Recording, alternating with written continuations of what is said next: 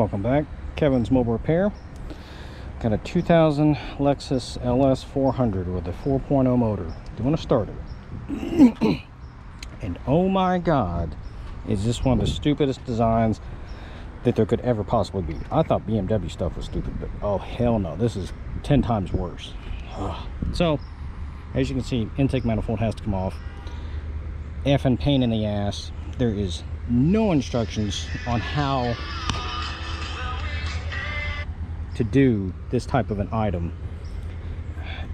Even the service manual is very bleak. Take this, but doesn't tell you how, what, or anything of that nature. It's effing nightmare. Basically, all the damn hoses have to come off the top. There's really no way to tell you which ones and all that stuff. It just does. I did take the intake throttle body off in order to get the intake to clear to get it out. So there's our POS starter.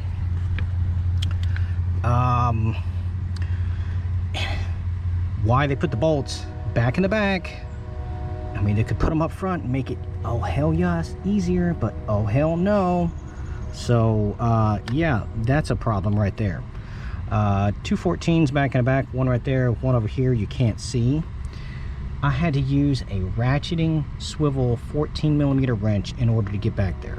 This tube right here has to come out.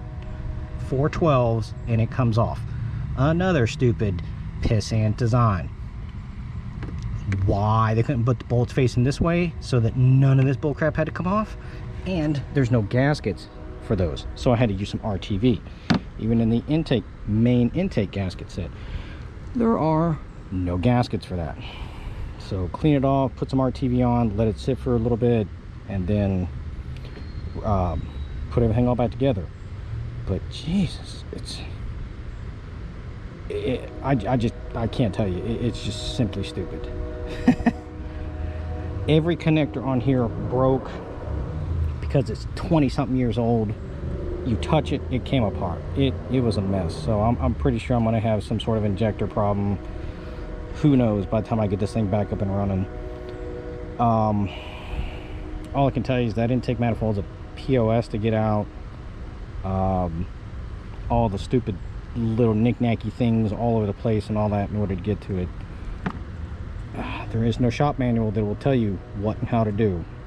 So you just kind of have to look at it and just kind of start piecing stuff apart, seeing what has to move in order to get out of the way and all that. But yeah, going back together is going to be more fun too.